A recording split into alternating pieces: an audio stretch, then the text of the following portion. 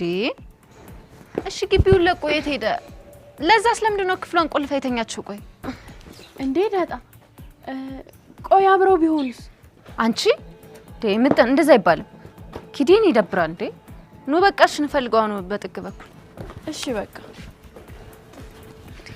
ነይ የት ገብቶ ነው ጋዜ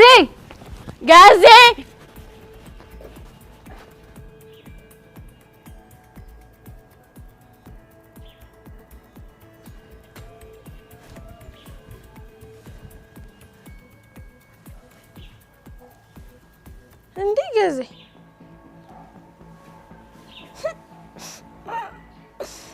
ዛዚና ማን ለምተኝ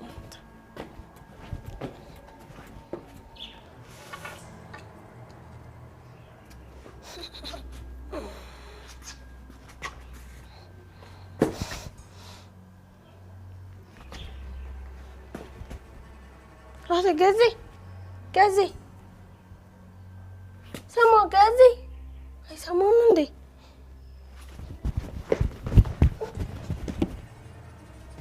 قازي موتانا عندي موتانا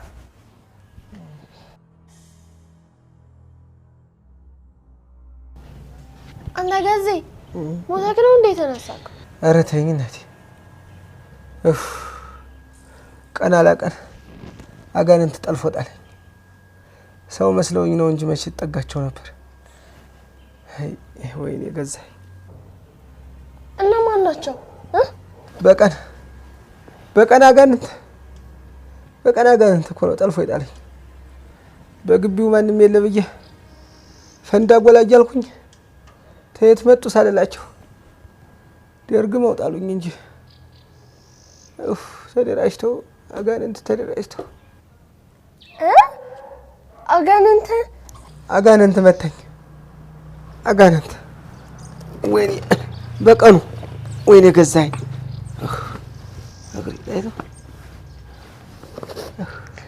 እኔም እኮ ማለት ነው አይቻቸዋለሁ እነሱ አየሻቸው አይደል እኮ አንቺ መስከራለሽ ሁለት ጥቁር የለበሱ እንደዚህ በፊታቸው የለበሱ ጥላሸት ሆኖ እኮ አንቺ ታይተሻቸው ወደኛ ቤት ነው ቤት ውስጥ ነው የገቡት እንዲው ኮናንተ እንዲው በህይወቴ እንዲህ ያለ ትንግርት ነገር ገጥሞኝ ያውቅ አንዱን እኮ ጠቅልዬ ጥዬ ነበርኩ አንዱን እኮ መሬት ላይ ጥዬው ነው አንፈራፈሬው ነበርኩ እንዲው ምን እንዳደረጉኝ አላውቅም በመጨረሻ እንዲህ የሚበነን ነገር አበነኑብኝ ሰወረኝ መትቻቸው ነበር እግሬ ስር ጥዬው ጠቅልዬ ጥዬው ነበርኩ አንዱ እኮ የለም ነበር የፎከርኩ እኮ ነው እንደገና እኮ ፎከር እኮ አንዱን ለመፈለግ ሲዘጋጅ እኮ ነው ተየት መጣ እንዲያላላልኩ እንዴ ምኑ ላይ እንደሆነ ምን እንደነኩኝ እንጃ እና ግሬ ስር ከሆነ የት አሉ ታዲያ የት አሉ እቺ ደሞ እንደው እዛ እንጂ ሲፎክር በነበረበት ቦታ ግሬ ስር አጋድሚው እንዴት አረደ በሪ ወይኔ ተጫወተብኝ አጋንንት አይ አሁን እንዲሁ እስቲ ማን ያምናል እስቲ እንዲሁ አሁን አጋንንት በቀን መጥቶ እንዲሁ ያረጋኛል ብሎ ማን ያስባል ሲወለድም ገነትንም አዩዋቸው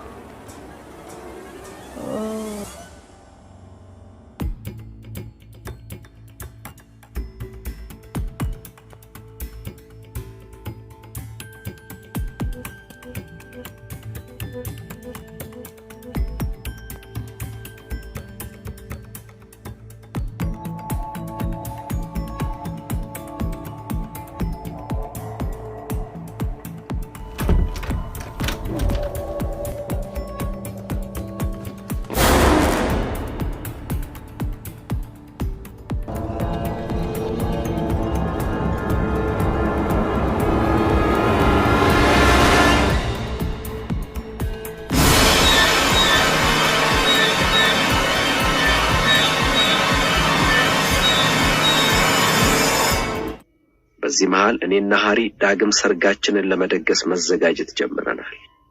የግል ህይወቴን አደባባይ አስጥተው ጋዜጣ ማሻሻጫ ባደረጉኝ የናይሮቢ ጋዜጦች በጣም ብናደድም ታሪኬን ያነበበች አንዲት ሴት ልታገኘኝ እንደምትፈልግ ነገረችኝ። ቪፕ ኦጎላ ትባላለች። እናም ደግሞ እሷም ልክ እንደኔው ካስገድደው መድፈር የተረፈች ሬፕ ሰርቫይቨር ነች። አወራን። እሷና ጓደኞቿ ምንም ሳላወጣ በነፃ ድል ያለ ድግስ ደግሰው እንደሚሞሽሩ ይነገሩኝ። ምንም አታስቢ፣ የፈለግሽውን መግዛት ትችያለሽ አሉኝ። ዋው! በደስታ ተሞላው። ለሰርጉ ትልቅ ኬክ አዘዝኩ። ከበፊቱ ሰርግ የሚበልጥ በጣም ውድ። በፊት ቬሎ ተከራይቼ ነበር። አሁን ግን የራሴ ቬሎ ይኖረኛል።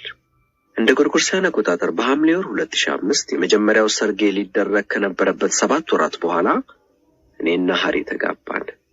ለጫጉላ ሽርሽር ሄድን። በጣም ብርዳማ ሌሊት ነበር። መተኛት አልቻልንም። ስለዚህም ሃሪን አንድ ተጨማሪ ብርድ ልብስ ደርብልኝ አልኩት። በጣም ስለደከመኝ ልደርስበት አልቻልኩም አለኝ። እንዴ አልኩኝ። እኔም መነሳት አልቻልኩም። የሆነ ነገር ልክ እንዳልሆነ ገባን። ሃሪ ራሱን ሳተ፣ እኔም ራሴን ሳትኩ። እንደገና እንደ ሰመመን ስነቃ ይታወሰኛል። እጠራዋለሁ፣ አንዳንዴ ይመልስልኛል፣ አንዳንዴ አይመልስልኝም።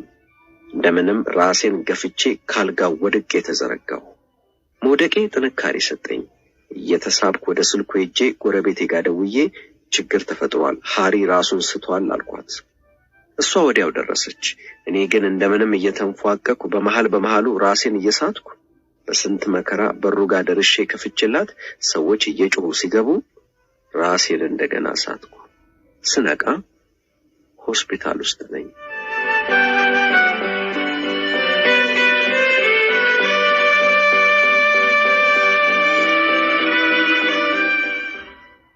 ባሌስ አልኳቸው። ከጎን ባለው ክፍል ውስጥ ዶክተሮች ህይወቱን ለማትረፍ እየተረባረቡ ነው አሉኝ። ይው አልኳቸው። እኔ ፓስተር ነኝ። በህይወቴ ብዙ ነገር አይቻለሁ። አትደብቁኝ፣ እውነቱን ንገሩኝ። ዶክተሩ በጸጥታ አየኝና በጣም አዝናለሁ አለኝ። ባለቤትሽ አርፏል። ማመን አልቻልኩም። ከወር በፊት ያገባውበት ቤተክርስቲያን ለቀብር ስነ ስርዓት መሄድ ምን ማለት እንደሆነ ይገባቸዋል። ያማል። መቋቋም አልቻልኩም። የዛሬ ወር እኮ እዚሁ ቤተክርስቲያን ውስጥ በነጭ ቬሎ የመረብዬ ሃሪም ፊት ለፊቴ በሙሉ ልብሱ ተውቦ ነበር። እነሆ አሁን ደግሞ እኔ ጥቁር ልብስ ለብሼ ሃሪ በሬሳ ሳጥን ፊቴ። ሰዎች ተረግማለሽ ነው የሚሉት። አንዳች መጥፎ እርግማን ላይዋ ላይ ሰፍሯል ብለው ልጆቻቸው እኔ ጋር እንዳይመጡ ያዙ። ለነገሩ እኔም ተረግሜያለሁ ብዬ ማመን ጀምሬ ነበር። ሌሎች ደግሞ ባሏን ገድላለች ብለው ከሰሱኝ። እኔ ራሴ አስከፊ ሐዘን ውስጥ ነኝ። ይሄ ደግሞ ሲጨመርብኝ አስቡት። የአስክሬን ምርመራው ውጤት ሰውነቱ በካርቦን ሞኖክሳይድ መርዛማ ጋዝ በመሞላቱ ታፍኖ በዚህም ሳቢያ የበላው ምግብ ትን ብሎት ለሞት እንደበቃ አሳየ። ለመግለጽ የሚያዳግት ሐዘን ወደቀብኝ። ሰማይ ተደፋብኝ። እግዚአብሔር የከዳኝ መሰለኝ። ሁሉም ሰው የከዳኝ መሰለኝ። ሰዎች ሲስቁ፣ ሲደሰቱ፣ ሕይወትን በደስታ ሲያጣጥሙ ሳይ ማመን አልቻልኩም። እንዴ እኔ እኮ በቃ ሞቻለሁ ማለት ይቻላል። ተሰብሬያለሁ። አንድ ቀን በባልኮኒው ላይ ተቀምጬ ወፎች ሲዘምሩ ሳይ እግዚአብሔር ሆይ አልኩኝ።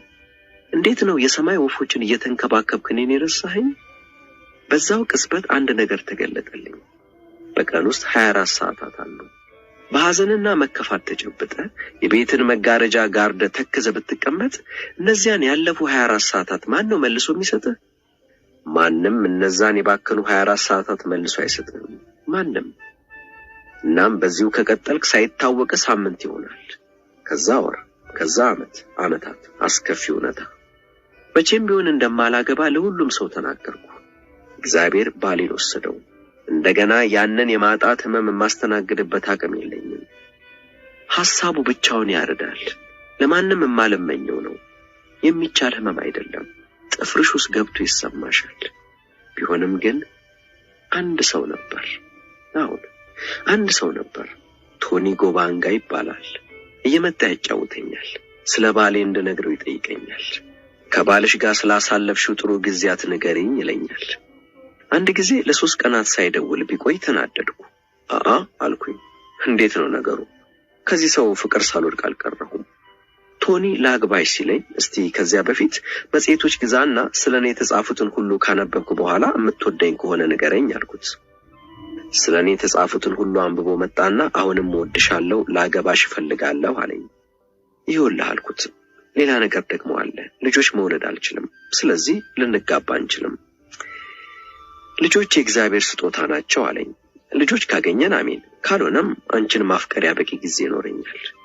ዋው ምን አይነት ምርጥ አባባል ነው አልኩኝ። እሺ አልኩት።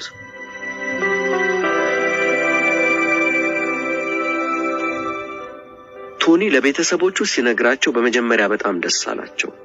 ታሪኬን ሲሰሙ ግን አበዱ። በተለይ አባቱ እሷን የምታገባው ሞቼ ነው ቆሜ ነገር አሉ። ተረግማለች አሉት። የመጀመሪያ ባሏን ባገባችው በ29 ቀናት ውስጥ የደፋች አንተማ ሳምንትም አትቆይ አሉት። ቢሆንም ግን እኛ ለመጋባት ቆርጠናል። የቶኒ አባት አማቼ ሰርጉ ላይ አልገኝም አሉ። በሰርጋችን ላይ ለመታደም 800 ሰው ተጠርቷል። አብዛኛው ሰው ይህች ደፋር አሁንም ልታገባ ነው ብሎ ተደንቆ ወሬ ለማየት ነው የመጣው። ከመጀመሪያው ሰርጌ 3 ዓመታት በኋላ መሆኑ ነው። እናም ደግሞ በጣም ፈርቻለሁ። በካህኑ ፊት ቃል ኪዳን ስንለዋወጥ በውስጤ እንዲያልኩኝ አባት ሆይ እነሆ እንደገና መጣው፣ እባክህን እንዳይሞትብኝ። ቤተክርስቲያኑን የሞላው ሰው ለኛ ሲጸልይ እኔ ራሴን መቆጣጠር አልቻልኩም። አነባው።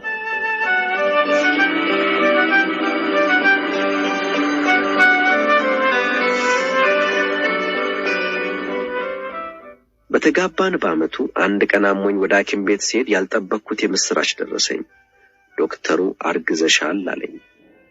ወሬ እየገፋ ሲመጣ ማህፀኔ ላይ ቁስል በመኖሩ ሳቢያ ሙሉ ለሙሉ አልጋ ላይ ረፍት እንዳድርግ ተደረገ።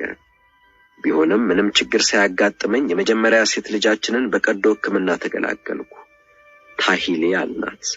ከ4 ዓመታት በኋላ ሌላ ሴት ልጅ ደገምኩ። ቶዳህ ትባላለች። አሁን ከአማቼ ጋር ምርጥ ጓደኞች ሆነናል። እናም ለሰዎች ከወደቁበት አዘቅት የመውጣት ተስፋ እንዳለ ለማሳየት በሚል ታሪኬን አስመልክቶ መጽሐፍ ጻፍኩ። ክራውሊንግ አውት ኦፍ ዳርክነስ ይሰኛል።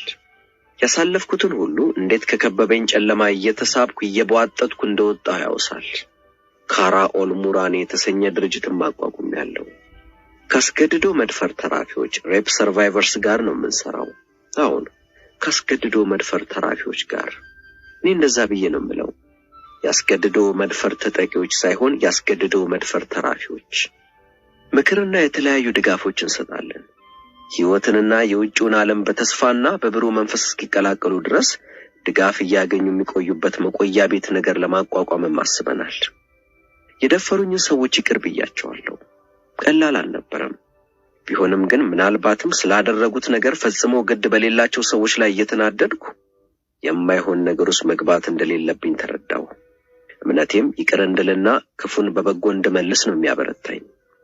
እናም ዋናው ነገር አጉል ምንም ያልደረሰብኝ መስል ጠንካራ ለመምሰል አለመሞከር ነው። አሁን እዘን፣ እስኪወጣልሽ ድረስ እዘኝ፣ አልቅሺ። እያንዳንዷን የሐዘንሽን ስሜት በጥልቀት አይተህ ልታልፊበት ይገባሻል። አሁን እዘን ይውጣልህ። ካለበት ነገር ለመውጣት እስክትቆርጥ ድረስም በራስ ሁኔታ ተናደጂ። እናም ዝም ብለህ ቀጥይ። በህይወት ጎዳና ላይ አትቁሚ። መሄድ ነው፣ መጓዝ፣ መቀጠል። እየወደክም እየተነሳህም እየቧጠጥክም ግን ወደ ግብህ ተጓዝ። ምክንያቱም ታላቁ ግብህም ሆነ ዕጣ ፈንታ ይጠብቁሃልና። ግብህ ጋር በራስህ ጥረት ካልደረስክ ግን ማንም አምጥቶ የሚሰጥ የለም። ስለዚህ ተጓዝ፣ ቀጥል። እየቧጠጥክም ቢሆን ወደፊት። አዎ እንደዛ ነው ትለናለች ቴሪ ጎባንጋ። አዎ እንደዛ ነው። አዎ እንደዛ ሳይሆን አይቀርም። እንደዛ ነው።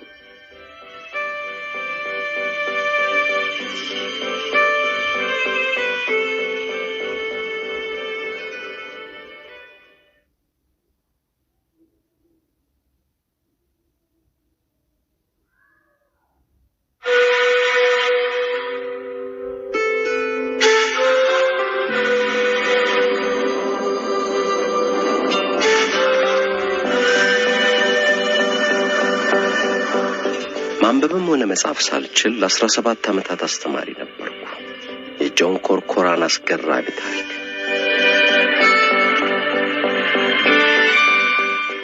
ጆን ኮርኮራን ትውልድና እድገቱ በአሜሪካዋ ኒው ሜክሲኮ ነው።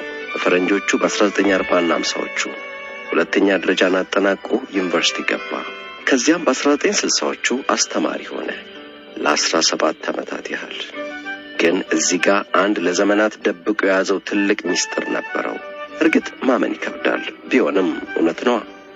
ጆን ኮርኮራን ያን ለዘመናት የሸሸገውን ትልቅ ሚስጥር እስቲ በራሱ አንደበት ያጫውተን። ልጅ ሳለው ወላጆቼ አንተ እኮ ምንጊዜም አሸናፊ ነህ እያሉኝ ነበር ያሳደጉኝ። እናም ለመጀመሪያዎቹ 6 ዓመታት የወላጆችን አባባል አምኜ ተቀብዬ ነበር ያደግኩት። መናገር የጀመርኩት ዘግይቼ ነበር። ቢሆንም ግን ልክ እንደ እህቶቼ ማንበብ እንደምችል ተስፋ አድርጌ ትምህርት ቤት ገባው። በመጀመሪያው ዓመት ምንም ችግር አልነበረም። ምክንያቱም ተሰልፎ ወደ ክፍል ከመግባት ክፍሉ ሳይረብሹ ከመቀመጥና በሰዓቱ ወደ ሽንት ቤት ከመሄድ ውጪ እምብዛም የሚጠበቅብን ነገር አልነበረም። በሁለተኛው ዓመት ግን ችግር መጣ። ማንበብ ያስተምሩን ጀመር። እኔ ግን በበኩል የተጻፉት ነገሮች ሁሉ እንደ ቻይና ጋዜጣ ምን ይሁኑ ምን ማወቅ አልቻልኩም። የ6 የ7 የ8 ዓመት ልጅ እንደመሆኔ መጠን ደግሞ ችግሩ ራሱ ምን እንደሆነ እንዴት ብዬ ልረዳ? በልጅ አንደበቴ በምሽት ከመተኛቴ በፊት ጸልይ አስታውሳለሁ። እግዚአብሔርዬ እባክህ ነገ ጠዋት ስነሳ ማንበብ እንድችል አድርገኝ እያልኩ ጸልይ ጀመር። አንዳንዴ እንደው ምናልባት ተአምሩ ከሰራ ብዬ በውድቅት ሌሊት ተነስቼ መብራት አበራና መጽሐፍ ገልጬ ያለው ምንም ተአምር የለም። ማንበብ አልቻልኩም። ትምህርት ቤት ከኔ ብጤ ማንበብ ካልሆነላቸው ሰነፍ ልጆች ጋር በሰነፍ መደዳ ሆነ መቀመጫዬ። እዚያ መደዳ እንዴት መቀመጥ እንደጀመርኩ እንዴት ከዚያ መውጣት እንደምችል ማውቀው ነገር የለም። በአጠቃላይ ምን ብዬ መጠየቅ እንዳለብኝም አላውቅም። ለነገሩ መምህራኑ የሰነፍ መደዳ ይሉትም እኛ የተቀመጥንበትን ቦታ። ይህን ያህልማ ጭካኔ የለም። ግን ምን ዋጋ አለው? የክፍል ተማሪው ሁሉ የሰነፍ መደዳ ነው የሚለው የኛን መደዳ። እናም ደግሞ በሰነፍ መደዳ ስትቀመጥ በቃ ሰነፍ ነኝ ደደብ ነኝ ብለህ ታስባለህ። እንደዚያ ነው።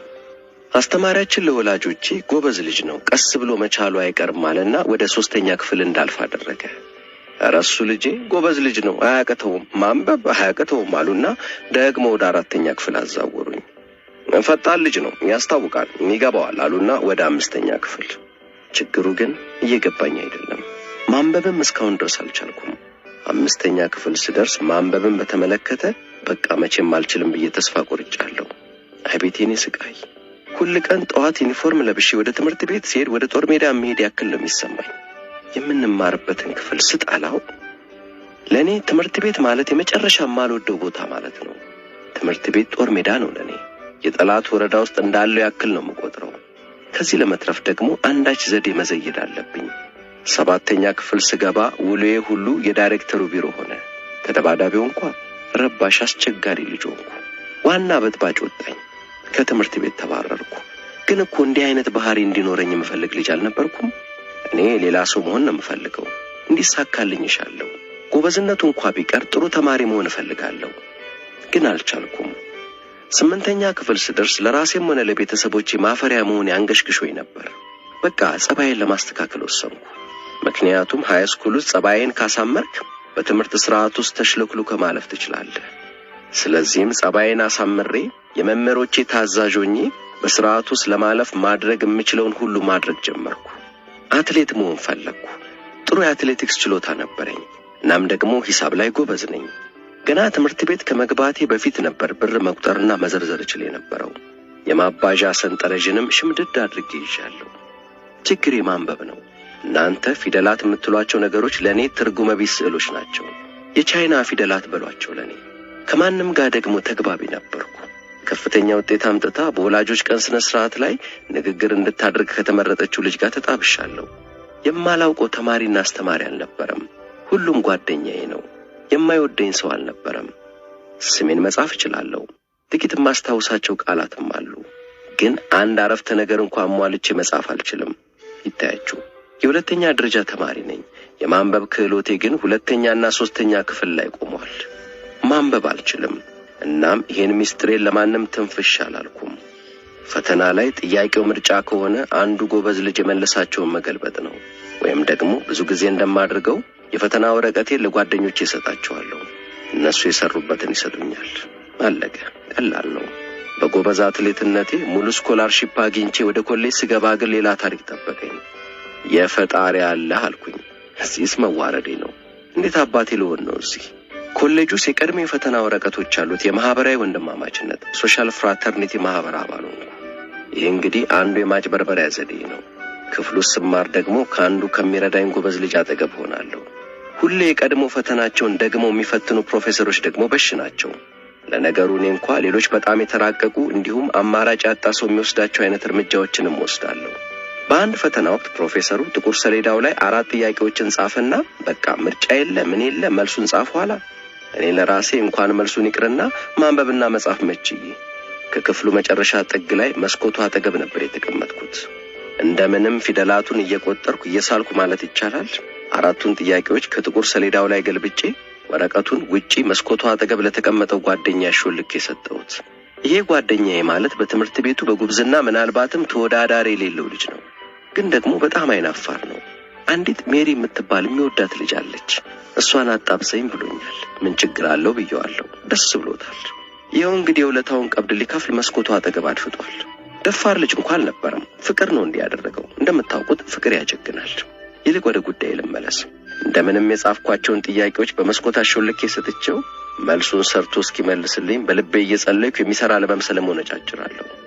አሁን ፈተናውን ማለፍ አለብኝ። አደጋ ውስጥ ነኝ። ደግሞ ሌላ ፈተና ነበረብኝ። ይሄኛውን እንዴት እንደማልፍ አላውቅም። በጉዳዩ ተብሰለሰልኩ። እንቅልፍ አጣሁ። በውድቅት ሌሊት ወደ ፕሮፌሰሩ ቢሮ ሄድኩኝ። ፕሮፌሰሩ የለም። መስኮቱን በጥንቃቄ በሳንጃ ፈልቅቄ ቢሮ ውስጥ ዱብ አልኩኝ። አሁን ቀዩን መስመር አለፍኩ። ከዚህ በኋላ ተራ ኮራጅ ተማሪ አይደለሁም፣ ወንጀለኛ ነኝ። ውስጥ ገብቼ ፈተናውን መፈለግ ጀመርኩ። ፈተናው ቢሮ ውስጥ መሆን አለበት፣ ግን የለም። የት አስቀምጦት ይሆን? ፋይል ካቢኔት አየው፣ ተቆልፏል። እዛው ውስጥ መሆን አለበት። ለ2-3 ሌሊቶች በተከታታይ በውድቅት ሌሊት ወደ ፕሮፌሰሩ ቢሮ እየገባው ፈለግኩ። የፈተና ወረቀቶቹ ግን የሉም። ስለዚህ አንድ ሌሊት ከሌሊቱ 7 ሰዓት አካባቢ 3 ጓደኞቼን ይዤ ወደ ፕሮፌሰሩ ቢሮ ገባንና 4 መሳቢያዎች ያለውን ፋይል ካቢኔት ተሸክመን ከቢሮ ወጣን። ፋይል ካቢኔቱን በመኪና ጭነን ከኮሌጁ ካምፓስ ወጥተን ወደ ተማሪዎች አፓርታማ ይዘነው ሄድን። ቀደም ብዬ የተቆለፈውን ፋይል ካቢኔት እንዲከፍትልኝ የቁልፍ ባለሙያ አዘጋጅቻለሁ። በቀጣዩ ቀን ወደ ሎስ አንጀለስ የሚሄድ ወጣት የቢዝነስ ሰው መስዬ ሱፌንና ከራባቴን ግጥም እንዳደረግኩ ልክ ቁልፉ ጠፍቶብኝ ዶክመንቶችን ለማግኘት እንደተቻኮልኩ ለማስመሰል እንጎራደዳለሁ። ፋይል ካቢኔቱን ከፍቶ ቁልፉን ቀርጾ ሰጠኝ። ከ40 በላይ የሚሆኑትን የፈተና ወረቀቶች በመጀመሪያው መሳቢያ ውስጥ የተሰማኝ እፎይታ። ጥያቄዎቹ ምርጫ መልቲፕል ቾይስ ናቸው። ወዲያው አንድ የፈተና ወረቀት ይዤ ወደ ዶርሜ በረርኩ። አብረን የምንማረው ጎበዝ ልጅ የጥያቄዎቹን መልሶች እንዲሰራልኝ ሰጥቼው ፋይል ካቢኔቱ ወዳለበት በፍጥነት ተመለስኩ። ፋይል ካቢኔቱን ወደ ፕሮፌሰሩ ቢሮ መመለስ አለብን። ተሸክመን ወስደን ፕሮፌሰሩ ቢሮ መልሰን ከንጋቱ 11 ሰዓት ላይ የማይቻለው ተቻለ እያልኩ በርካታና በአሸናፊነት ስሜት ወደ ዶርሜ ያመራው። ከዚያ ግን ደረጃውን ወጥቼ ዶርሜ ገብቼ አልጋው ላይ ተዘረርኩና ልክ እንደ ሕፃን ልጅ ማንባት ጀመርኩ። ለምንድነው ማንበብና መጻፍ እንደማልችል በግልጽ ተናግሬ እርዳታም አልጠይቀው? ምክንያቱም ማንበብና መጻፍ እንድችል ሊረዳኝ የሚችል ማንም ሰው የለም ብዬ ደምድሜያለሁ። ይሄ ምስጢሬ ነው እና ማንም እንዲያውቅብኝ አልፈልግም። ቤተሰቦችና አስተማሪዎቼ የኮሌጅ ዲግሪ ያላቸው ሰዎች የተሻለ ስራ ያገኛሉ፣ የተሻለ ህይወት ይኖራሉ እያሉ የነገሩኝን አምኜ ተቀብያለሁ። እናም ለዚያ ነው እንዲያበሳይን የማየው። ያንን ዲግሪ የሚሉትን ወረቀት ለማግኘት ነው እንዲሟሸው የማጅበረብረው። ወይ በጸሎት ወይ በተአምር ወይ ካንዱ እንደ ጉንፋን ዕውቀት ተጋብቶብኝ አንድ ቀን ማንበብ እችል ይሆናል ነው ተስፋዬ። እና እንዲህ እያልኩ ከኮሌጅ ተመረኩ። ያኔ እኛ እንደተመረቅን ያስተማሪ ጥረት ስለነበር አስተማሪውን ተባልኩ። ጨርሶ ለማሰብ ሁሉ የሚከብድ ነገር ነው። ከሳቱ ወደ ረመጡ። እንዴ ቆይ ግን ምን መሆኔ ነው? በእኔ ሁኔታ ማንበብና መጻፍ ሳልችል እንዴት ነው ማስተማርን ልመርጥ የቻልኩት? ወደ ኋላ መለስ ብዬ ሳየው እብደት ነው የሚመስለኝ። ግን ደግሞ በሁለተኛ ደረጃና በኮሌጅ ሳልያዝ አልፌ የለ እዚያው ቦታ አስተማሪ ብሆን ጥሩ መደበቂያ ነው ብዬ ሳላስብ አልቀረውም። ማንም ቢሆን አንድ አስተማሪን ማንበብና መጻፍ አይችልም ብሎ ሊገምት አይችልም። ጥሩ መደበቂያ። የተለያዩ ነገሮችን አስተምሬያለሁ። የአትሌቲክስ አሰልጣኝ እንዲሁም የማህበራዊ ጥናት ሶሻል ስተዲስ አስተማሪ ነበርኩ። ታይፕም አስተምሬያለሁ። በደቂቃ 65 ቃላት እጽፍ ነበር። የተጻፈ ነገር መገልበጥ ጎበዝ ነኝ። እርግጥ የተጻፈው ነገር ምን እንደሚል አላውቅም። እያዩ በፍጥነት መገልበጥ ግን ማንችሎኝ ፈጣን ነበርኩ። ጥቁር ሰሌዳ ላይ አልጽፍም። በማስተምርበት ክፍል ውስጥ አንድም የተጻፈ ነገር የለም። ከተማሪዎች ጋር በርካታ ፊልሞች አይቻለሁ። እናም ደግሞ በእያንዳንዱ ጉዳይ ላይ እንዲወያዩ ሐሳባቸውን እንዲገልጹ አደርጋለሁ። ጋለጥ የሆነው ብዬ ምን ያክል ፈራ እንደነበር አስታውሳለሁ። ስም እንኳን አልጠራም ነበር። ሁሉም ተማሪ ስሙን እንዲናገር አድርግና ስማቸውን በጭንቅላቴ ይዛለሁ።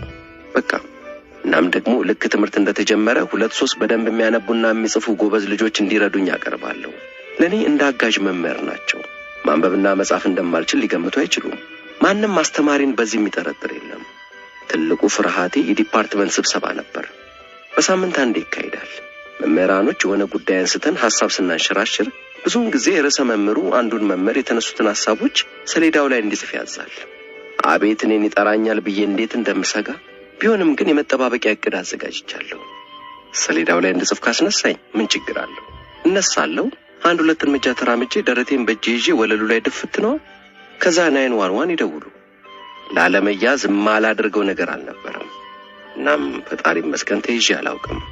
አንዳንዴ ጥሩ አስተማሪ ነኝ ብዬ አስባለሁ። ምክንያቱም ስለ ስራ ያስባለሁ። ጠንካራ ሰራተኛም ነኝ ባይ ነኝ። ግን ደግሞ አይደለሁም፣ አውቀዋለሁ። ትምህርት ቤት የኔ ቦታ አይደለም። መማሪያ ክፍል ውስጥ ያውም ለማስተማር መግባት የሚገባኝ ሰው እንዳይደለው አውቃለሁ። አንዳንዴ ያደረኩት ያለውትን ነገር ሳስበው ያመኛል። ግን ደግሞ ወጥመድ ውስጥ ነኝ፣ ተይዣለሁ። ለማንም ሚስጥሬን መተንፈስ አልችልም። እንዲሁ ሆኜ ገባው። ትዳር ቅዱስ ነው። ለትዳር አጋር ታማኝ መሆን አለብህ። እናም ለመጀመሪያ ጊዜ እንዲህ ስላሰብኩ እሺ አሁን አገባሁ አይደል? ሚስቴን ማመን አለብኝ። ለነገራት ይገባኛል። እንዴት ብዬ እንደምነግራት መስታወት ፊት ቆሜ ተለማመድኩ። ኬቲ ማንበብ አልችልም። ኬቲ የኔ ፍቅር ማንበብ አልችልም። እናም አንድ ምሽት ሳሎን ተቀምጠን ሳለ ኬቲ አልኳት። ወይ የኔ ፍቅር አለችኝ። ማንበብ አልችልም። አልገባትም። ብዙ አንባቢ አይደለሁም ያልኩኝ መሰላት። ያው ታውቁት የለ ፍቅር እኮ ወር ነው። እናም በዚህ ሁኔታ ተጋብተን ልጅ ወልደን ከዓመታት በኋላ ነገሩ አንድ ቀን ሲፈነዳ ያን ይገባት። ለ3 ዓመቷ ልጃችን እየተፈራረቀን ተረት እናነብላት ነበር። ማለቴ ያው እኔ እንኳን እንዲሁ መጽሐፉን ልክፈት እንጂ ከራሴ እየፈጠርኩ ነበር የምተርክላት። የሰማሁት ተረት ላይ ታሪክ እየጨማመርኩ ድራማውን እያሰማመርኩ አወራላታለሁ። ችግሩ ግን አሁንም ማነብላት መጽሐፍ ውስጥ ያለውን ታሪክ አላውቀውም። የመጽሐፉ ታሪክ ስለ አንድ ምስኪን ውሻ ሆኖ ሳለ እኔላችሁ እንዲሁ የመጣልኝን ያስደናቂው አለልት ታሪክ እያልኩ እቀደዳለሁ። ሕፃኗ ልጄ ግራ ሳይገባት አልቀረም። እናም አንድ ቀን ሳነብላት ልጄ እንዲህ አለችኝ። ባቢ አንተ እኮ እንደ ማሚ አይደለም የምታነበው። ባለቤቴ ለልጃችን የማነበውን ተረት ሰማች። ሀራምባና ቆቦ የተጻፈው ሌላ፣ እኔ የምዘባርቀው ሌላ። ሚስቴ ነገሩ ገባት። ያኔ ማንበብ አልችልም ብዬ አልኳት። አሁን ሳይታወሳት አይቀርም። ደግሞም እኮ የትምህርት ቤትም ሆነ ሌላ የሚጻፍ ነገር ሲኖር ሁሌ እርጅኝ እንዳልኳት ነው። ምን አለፋችሁ ስጽፍ ወይም ሳነብ አይተኛ አታውቅም። የዋሁን ነገሩ ፈንድቶ አረፈው። የ3 ዓመቷ ልጄ በየዋህነት ጉዴን አፈነዳችልኝ። ጎሽ ባለቤቴ አሁን የችግሬን ጥልቀት ሳትረዳ አልቀረችም። ግን ምንም አላለችኝም። እንዲም ነው እንዲያም ነው የለ እንደ በፊቱ መርዳቷን ቀጠለች። ይሄም ቢሆን ግን መከራዬን አላቀለለልኝም። ተራስ መሳይ መሆኔን ሆዴ ያውቀዋል። ናው አጭበርባሪ ነኝ፣ ውሸታም ነኝ። ለተማሪዎቼ ስለ እውነት እደሰኩራለሁ። በክፍል ውስጥ ያለው ዋነኛው ቀጣፊ ግን እኔው ራሴ ነኝ። መንፈሴ ያረፈው መቼ መሰላችሁ? በስተመጨረሻ ማንበብ ስችል። አሁን በስተመጨረሻ ማንበብ ተመሬ ስችል ለዘመናት የተጫነኝ ሸክም ከላይ ወረደ። ራሴንም ወቅሰው የጥፋተኝነት ስሜቴ ሁሉ በኖ ጠፋ። ጎበዝ አሁን ነፃ ሰው ነኝ። እንደ ጎርጎሮሳውያን አቆጣጠር ከ1961 እስከ 1978 ድረስ ሁለተኛ ደረጃ አስተምሬያለሁ። የማስተማር ስራዬን ካቆምኩ ከ8 ዓመታት በኋላ በስተመጨረሻ አንድ ነገር ሆነ። 47ኛ ዓመቴን ጨርሼ ወደ 48ኛ መራሁ ነበር። አፈሩን ገለባ ያድርግላቸውና የዛን ጊዜው የአሜሪካ ሁለተኛ እመቤት ባርባራ ቡሽ፣ ባለቤታቸው ጆርጅ ቡሽ ያኔ ምክትል ፕሬዝዳንት ነበሩ፣ ስለ የጎልማሶች ትምህርት በቴሌቪዥን እየቀሰቀሱ ነበር። ዋና ዓላማዬ ብለው የተነሱበት ጉዳይ ነው። ከዚያን ጊዜ በፊት ማንም ማንበብና መጻፍ የማይችሉ ጎልማሶችን ማንበብና መጻፍ እንዲችሉ ስለማድረግ ስለ የጎልማሶች ትምህርት ሲያወራ ሰምቼ አላውቅም። ደግሞም በዓለም ላይ የችግሩ ብቸኛ ተጠቂ እኔ እንደሆንኩ ነበር የማስበው። በጣም የሚያሳዝን ሁኔታ ውስጥ ነበርኩ። ለሆነ ሰው ነግሬ ችግሬ እንዲፈታልኝ እፈልጋለሁ፣ ግን ለማን ልንገር? በዚህ ሁኔታ ውስጥ እያለሁ አንድ ቀን ሱፐርማርኬት ውስጥ ተሰልፌ ከፊቴ ያሉ 2 ሴቶች የጎልማሶች ትምህርት ስለሚከታተለው ወንድማቸው በስሜት ሲያወሩ ሰማሁ። ትምህርቱ የሚሰጠው ላይብረሪ ውስጥ ነው። ወንድማቸው ማንበብና መጻፍ እየተማረ በመሆኑ ደስ ብሏቸዋል። የሰማሁትን ማመን አልቻልኩም። እናም አንድ አርብ ከሰዓት በኋላ ወደ ላይብረሪ ሄጄ የጎልማሶች ትምህርት ዳይሬክተሯን ማንበብ እንደማልችል ነገርኳት። ይህች ሴት ማለት የህይወቴ ትልቁ ሚስጥር ነው የምለውን ነገር አውጥቼ የነገርኳት ሁለተኛዋ ሴት ናት። አንዲት ከኔ በእድሜ ገፋ ያለች በጎ ፈቃደኛ አስተማሪ ተመደበችልኝ። ሴትየዋ በሙያዋ አስተማሪ አይደለችም፣ ግን የማንበብ ፍቅር ያላትና አንድ ሰው እንዴት ማንበብ ሳይችል ይቀራል ብላ የምትቆጭ ምርጥ ሴት ነች። ውስጤ የተከማቹ በርካታ ሐሳቦች ስላሉና በህይወቴ አንድም አረፍተ ነገር ጽፌ ስለማላውቅ በማንበብና መጻፍ ስልጠና የመጀመሪያዎቹ ወቅቶች አስተማሪ የተሰማኝን እንድጽፍ ታበረታታኝ ነበር። በመጀመሪያ የጻፍኩት ግጥም ነበር። የተሰማኝን ስሜት የሚገልጽ ግጥም። የግጥም ጥቅሙ ግጥም ለመጻፍ ሙሉ አረፍተ ነገር ምን ማለት እንደሆነ ማወቅም ሆነ አረፍተ ነገርን አሟልቶ መጻፍ መቻል አይጠበቅብህም።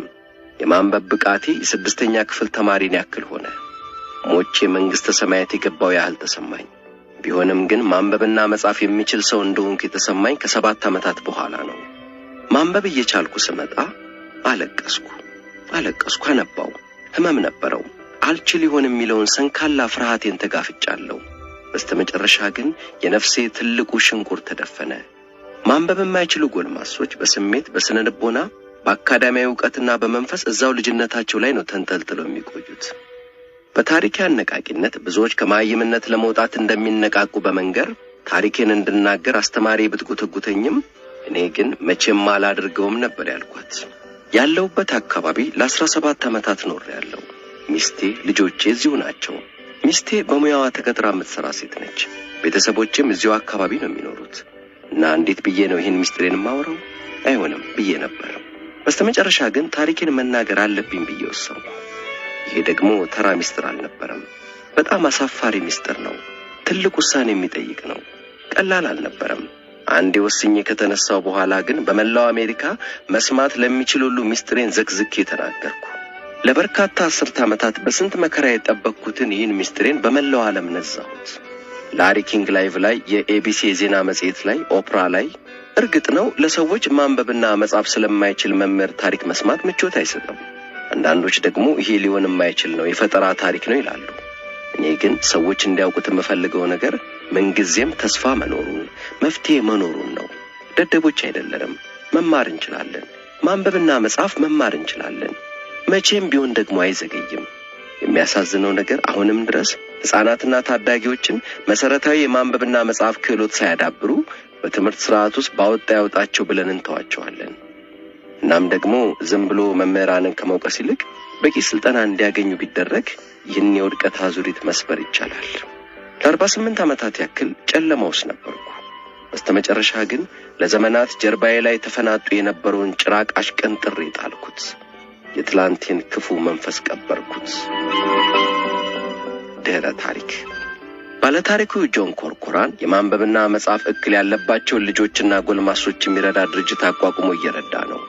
ታሪኩንም The Teacher Who Couldn't Read: The True Story of a High School Instructor Who Triumphed Over His Illiteracy በሚል ርዕስ ካሮል ሲ ካርልሰን ከተባለ ጸሐፊ ጋር በመሆን ጽፎ አሳትሟል።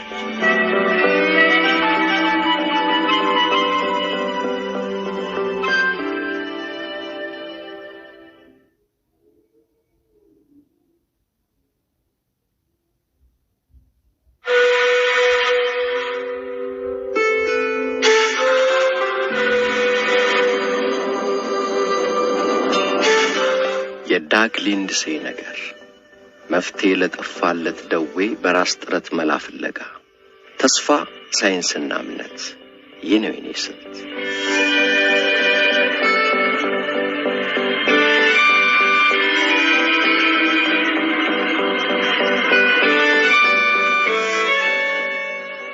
በጎርጎርሻን 1999 የ21 ዓመት የዩኒቨርሲቲ ተማሪ ሳለ ነበር የዳግ ሊንድሴ ህይወት ብልሽት ይወጣው። ያኔ በካንሳስ ሲቲ ሚዙሪ በሚገኘው ሮክሃርስት ዩኒቨርሲቲ የሁለተኛ ዓመት የባዮሎጂ ተማሪ ነበር። ገና ዓመቱ ተጀምሮ ጥቂት እንደተማረ አንድ ዕለት በመመገቢያ ክፍሉ ጠረጴዛ ላይ ተዘረረ። ልቡ እንዳንዳች እየመታ ቤቱ ይሽከረከርበታል። የህመሙ ምልክቶች እየተባባሱ መጡ። ልቡ በፍጥነት ይመታል። ድካም እያለው ጭው ይልበታል። ከ15 ሜትር በላይ መሄድ፣ ከጥቂት ደቂቃዎች በላይ መቆም አይችልም። ወለሉ ላይ ብተኛም ይህ ነው የሚባል ለውጥ አልነበረውም ይላል። ሃይስኩል ሳለ የሩጫ ተወዳዳሪ የነበረው ሊንድሴ የባዮኬሚስትሪ ፕሮፌሰር አሊያም የሲምፕሰን ተከታታይ ካርቶን ፊልም ጸሐፊ መሆን ነበር ልሙ። ከዚህ ይልቅ ግን እጣው በሚስጥራዊ ደዌ ተይዞ ለቀጣይ 11 ዓመታት በመኖሪያ ቤቱ ባለ የሆስፒታል አልጋ ላይ የአልጋ ቁራኛ ሆኖ መክረም ሆነ። ዶክተሮች ሚስጥሩ ሊገባቸው አልቻለም። የቱም ሕክምና ለውጥ አላመጣም። ሊንድሴ በስተመጨረሻ ለህመሙ ራሱ መፍትሄ ሊፈልግለት ቆረጠ። እናም በዚህ መንገድ ተጉዞ የደረሰበት ውጤትና ህይወቱን ማትረፉ ለበርካታ የህክምና ባለሙያዎች አጀብ የሚያስብል ሆኗል። ህይወቱን ያመሰው ደዌ በቤተሰብ ውስጥ የነበረ ነው። እናቱም በተመሳሳይ ደዌ የተያዘችው ገና ጨቅላ ሳለ ነበር። ሊንድሴ የ18 ወር ጨቅላ ሳለ እናቱ በዚህ ደዌ ተይዛ በመዳከሟ አንስታ ማቀፍ እንኳን አትችልም ነበር። 4 ዓመት ሲሞላው ጭራሽ መራመድ ሁሉ አቃታት። ብቻ በዚያው ዓመት አንዴ ከረሜላ አንቆት ሊሞት ሲል እንደምንም ብላ ተነስታ አዳነችው እንጂ ደዌው መላ አካሏን ያሰራት ምስኪን ነበረች። እስከ ለተሞቷ ያልጋ ቁራኛ ሆና ነው ያሳለፈችው። ዓመታትን ከዘለቀ ምርመራ በኋላ ችግሩ ያለው የታይሮይድ እጢዋ ላይ ነው ቢባልም ወደ ማዮ ክሊኒክ ሄዳ ልዩ ህክምና እንዳትከታተል እጅጉን ተዳክማ ነበር ይላል ልጇ ሊንድሴ። የሊንድሴ አክስትም በተመሳሳይ ደዌ ተይዛ የጫማዋን ክር እንኳን ማሰር ማትችል ሆናለች።